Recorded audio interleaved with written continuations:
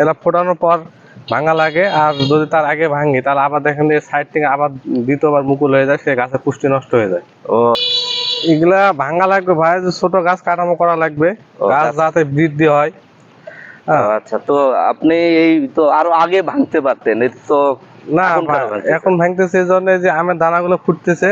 আচ্ছা আচ্ছা, তার মানে আপনি যেটা বললেন যে আমরা যদি দেখেন এই আম কিন্তু ছোট ছোট হয়ে গেছে বা মুকুলটা ফুটে গেছে, আর আমরা যদি আগে ভাঙতাম তাহলে আবার বেরোনো সম্ভব থাকে, তাহলে এই যে এই দিক দিয়ে আবার বের হওয়ার একটা সম্ভাবনা থাকতো বা বের হতো, এতে করে গাছ পুষ্টিহীনতায় ভুগতো বা গাছের ক্ষতি হয়ে যেত।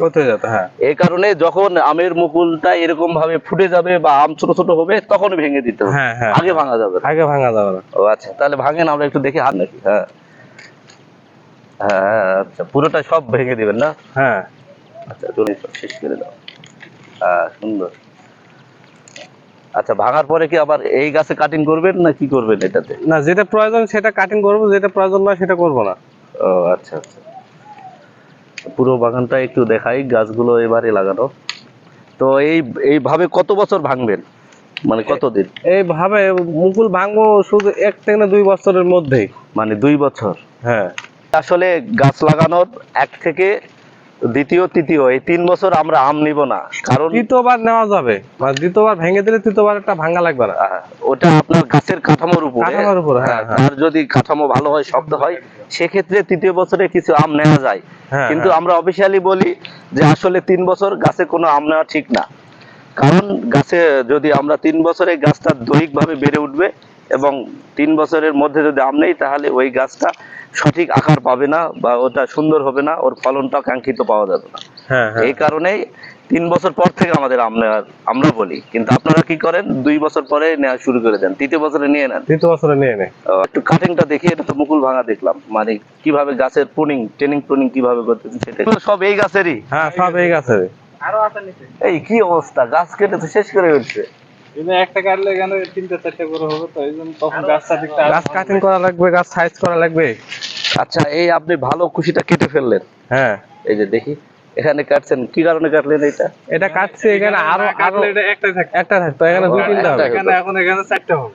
এখান থেকে 4-5টা, এখান থেকে দেখেন, এখান থেকে 4-5টা বের হবে, ওই এটার ঝাপালো হয়ে যাবে। তাহলে 1টা 2টা 3টা অনেক, 5 6 7 8 9 10 10টা কেটে ফেলছেন, তাহলে 10টা থেকে 4 10 40টা মিনিমাম, আরো বেশিও হতে পারে বা কিছু কমও হতে পারে।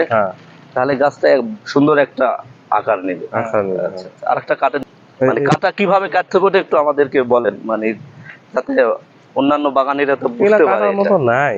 আচ্ছা, যেটা কাটার মতো আছে আগে কাটার আগে আমাদের একটু দেখান যে ডালটা কোন জায়গায় কাটবে এবং কেন কাটবে। মূলত গিরার উপরে কাটা লাগবে, যে কোনো ডাল কাটতে হলে গিরার উপরে কাটা লাগবে।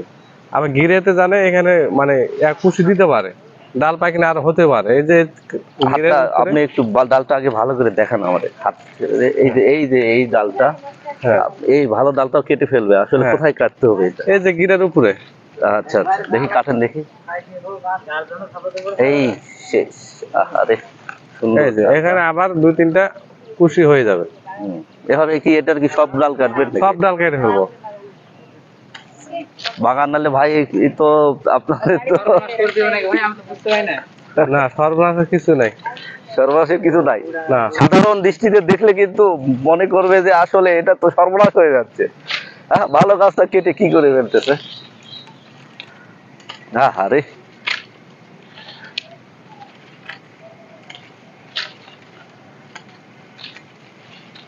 সব কেটে দরকার নাই।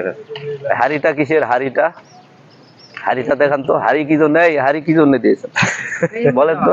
এমনি না, অবশ্যই উদ্দেশ্য আছে। এটা কি ভূত তাড়ানো নাকি? তো আসলে আমরা দেখলাম গাছের ট্রেনিং প্রুনিং, গাছকে সঠিক আকার বা কাঙ্ক্ষিত আকার দেওয়ার জন্য গাছের যে ডাল কর্তন করা হয় এটাকে আমাদের কৃষির ভাষায় বলা হয় ট্রেনিং প্রুনিং। তো ট্রেনিংটা হলো গাছের সঠিক কাঠামো দেওয়ার জন্য, আর অফলবর্তী গাছকে ফলবর্তী করার জন্য যেটা করা হয় সেটাকে আমরা প্রুনিং বলি। তো এখন আসলে এটা ট্রেনিংই হচ্ছে, এরপরে গাছটা যখন ঝাপালো হয়ে যাবে সেটার ভিতরে যে ঝোপের ভিতরে কিছু কিছু ডাল থাকে যেগুলোতে আম হয় না, ওগুলো কেটে আলো বাতাস প্রবাসীর জন্য যে ব্যবস্থা করে দিই ওটাকে বলা হয় প্রুনিং। তো ট্রেনিং প্রুনিং সহজে আসলে অনেকে জানে না, তো সবাইকে জানানোর জন্যই আজকের এই ভিডিওটা।